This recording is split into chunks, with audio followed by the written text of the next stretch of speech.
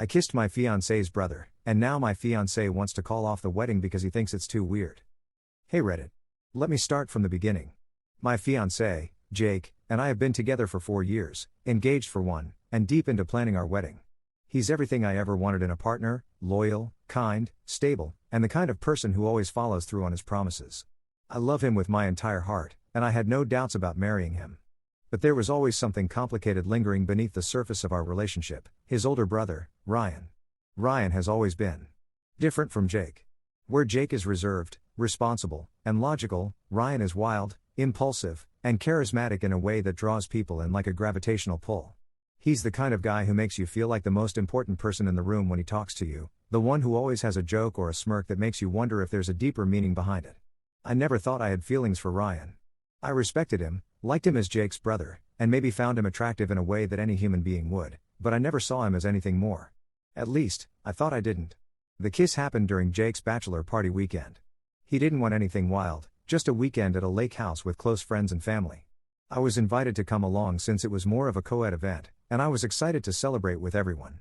The first night was fun, filled with drinks, games, and laughter. But as the night went on, people started drifting to bed, and soon it was just me and Ryan sitting by the fire pit outside. We talked about everything: his work, my job, our childhood memories. Then the conversation shifted to Jake, to our relationship, to how much Ryan admired what we had. He said he envied us, how sure we were of each other, how he had never had that kind of stability in his life. And then, in a moment that still makes my stomach twist in knots, he said something I'll never forget. I always wondered what it would have been like if I met you first. The words hung in the air between us, thick with meaning. I should have shut it down immediately. I should have laughed it off, changed the subject, done anything except what I actually did. But instead, I looked at him, and for some reason, I didn't feel disgusted or angry. I felt something else. Curiosity? Longing? I don't know. But it was enough to make me hesitate, and in that hesitation, he leaned in, and I didn't pull away. The kiss lasted maybe 2 seconds. Just a brief press of lips before I realized what I was doing and jerked back, horror flooding through me. Ryan looked just as shocked as I felt, and for a moment, neither of us spoke. Then, without a word, I stood up and walked away, locking myself in my room for the rest of the night, my heart pounding so hard I thought it would burst out of my chest. The next morning, I convinced myself it was nothing. A stupid mistake, a heat of the moment lapse in judgment that meant nothing. I told myself there was no reason to tell Jake. It wasn't worth hurting him over something so fleeting, something I barely even understood myself. I avoided Ryan the rest of the trip, and when we got home, I thought I had successfully buried it. But secrets have a way of clawing their way to the surface. I don't know how Jake found out. Maybe Ryan told him, maybe someone saw, or maybe my own guilt started seeping through the cracks of our relationship in ways I didn't notice. But one night, out of nowhere, Jake confronted me. He looked at me with an expression I had never seen before, something between devastation and disbelief. "Did you kiss Ryan?" My stomach dropped. I wanted to lie. I wanted to tell him he was crazy, that I would never do something like that. But I couldn't. I could see it in his eyes, he already knew the truth. And so, I admitted it. The silence that followed was unbearable. I reached for him, tried to explain that it was a mistake, that it meant nothing, that I would take it back if I could. But he stepped away from me like I was toxic, like my touch would burn him. "You kissed my brother," he said, his voice hollow. How the hell am I supposed to just move past that? I had no answer. Because I knew he was right. The days that followed were a blur of pain and tension. Jake barely spoke to me, barely looked at me. I tried to give him space, but every second that passed felt like he was slipping further and further away. Finally, after days of unbearable silence, he sat me down and said the words I had been dreading. "I can't do this," he whispered, his voice raw. "I can't marry you. I love you, but I can't unsee this. I can't pretend it didn't happen. Every time I look at you, I think about you and him, and it makes me sick. I don't want to feel this way. I don't want to resent you. But I do." Tears streamed down my face as I begged him to reconsider, to give me a chance to prove that this one mistake didn't define our entire relationship. But he just shook his head, pain written all over his face. "I need time," he said. "I need to figure out if I can ever move past this. But right now, I don't think I can." And just like that, my world crumbled. Now, I'm sitting here, alone in the apartment we were supposed to share as husband and wife, wondering how I let it come to this. I don't know what to do. I don't know if I should fight for him, give him space, or accept that I might have destroyed the best thing that ever happened to me. I don't even know if I deserve a second chance. And then there's Ryan. I don't know what he's thinking, how he feels about any of this. We haven't spoken since that night, and honestly, I don't know if I ever want to. But part of me wonders. Does he regret it? Or was there something real in that moment? And if there was, what does that mean for me and Jake? I don't have the answers. But I know one thing, this story isn't over yet. Update.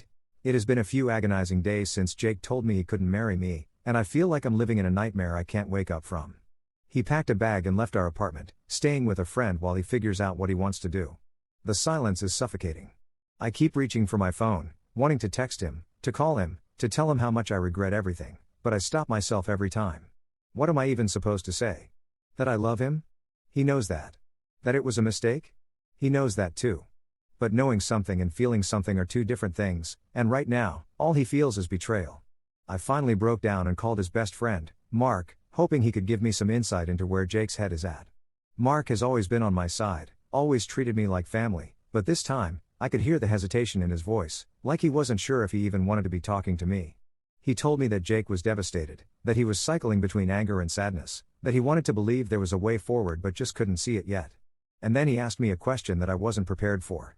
Be honest with me. Do you have feelings for Ryan? The words hit me like a slap. I wanted to scream no, to insist that what happened meant absolutely nothing, that it was just a stupid mistake and a fleeting moment of weakness. But the hesitation in my own mind scared me. Because if it truly meant nothing, then why did it happen? Why did I let it happen? That question has been haunting me ever since. And then there's Ryan. He finally reached out after days of silence, sending me a short, clipped text, "We need to talk." I didn't want to, but I knew I couldn't avoid it forever. We met up at a small coffee shop, and the moment I saw him, I felt a surge of emotions I couldn't even begin to untangle: guilt, shame, anger, confusion. He looked just as wrecked as I felt, like he hadn't slept in days. He didn't waste any time. I told Jake, he admitted, his voice hoarse. I couldn't keep it from him. He deserved to know. I should have been furious. I should have yelled at him for ruining everything, for telling Jake when I had convinced myself that burying it was the best option. But instead, all I felt was this strange, sinking relief. Because deep down, I knew Ryan was right. Jake did deserve to know. Even if it cost me everything. But then Ryan said something else, something that made my stomach drop. "I think I have feelings for you." I left without saying a word. Another update. I've spent the last week completely unraveling. Jake still won't talk to me. Ryan's confession has turned everything into even more of a disaster than it already was. And now, I'm left trying to sort through my own emotions, trying to figure out if I made the biggest mistake of my life. Or if I'm just now realizing a truth I've been running from all along. I can't stop thinking about what Ryan said. I should be disgusted, I should be angry, I should want nothing to do with him. And yet, there's this nagging voice in my head that won't shut up, whispering all the things I never wanted to acknowledge. That maybe, just maybe, there's a reason I let that kiss happen. That maybe I felt something for Ryan long before that night by the fire. That maybe I was never as sure about Jake as I thought I was. But the thing is, love isn't supposed to feel like this. It's not supposed to be tangled up in betrayal and guilt and hurt. If I really loved Ryan, wouldn't it feel different? Wouldn't it feel pure instead of tainted? I was spiraling, drowning in my own thoughts, when I got a call from Jake. My heart nearly stopped when I saw his name on my screen, and I answered so fast I almost dropped my phone. But he wasn't calling to reconcile. He wasn't calling to say he forgave me. "I need to know the truth," he said, his voice quiet, like he was holding himself together by a thread. "Do you have feelings for Ryan?" And I didn't know what to say. I sat there, frozen, because for the first time, I wasn't sure what the truth was. If I said no, would I be lying? If I said yes, would I be throwing away everything Jake and I had built together? In the end, I gave him the worst answer possible. "I don't know." Silence. Then a shaky breath on the other end of the line. That's all I needed to hear. And then he hung up. I haven't heard from him since. Final update. I think it's over. I think I lost him for good. It's been 2 weeks since that phone call, and Jake hasn't reached out. I've tried, over and over, but he won't respond. Mark finally told me the truth. Jake has made up his mind. He doesn't want to be with someone who hesitates when asked if she loves him and only him. And I can't even blame him. I've cried more in the past 2 weeks than I have in my entire life. I feel like I tore my own future apart with my own hands, and for what? For a moment of confusion? For something that wasn't even real? Because the more I think about it, the more I realize that whatever I felt for Ryan was never love. It was never even close. It was intrigue, it was excitement, it was the thrill of the forbidden. But love? No. Love is what I had with Jake. Love is what I threw away. Ryan has tried to talk to me again, but I want nothing to do with him. The thought of him makes me sick now, not because he's a bad person, but because he represents everything I destroyed. If I never see him again, it'll be too soon. And Jake. God, I miss him. I would do anything to turn back time, to go back to that night by the fire and walk away before any of this ever happened. But life doesn't work like that. There are no second chances for mistakes like mine. The wedding is officially cancelled. My dress is hanging in my closet like a ghost of the life I almost had. The apartment feels emptier than ever, like a space I no longer belong in. I've started looking for a new place because, as much as it kills me, I know Jake isn't coming back. And maybe that's my punishment. To live with the consequences of my own actions, to know that I lost the best thing in my life because I couldn't control myself for 2 stupid seconds. I don't know what comes next. Maybe one day, Jake will forgive me. Maybe one day, I'll forgive myself. But for now, all I have is regret. And I don't think that's going away anytime soon.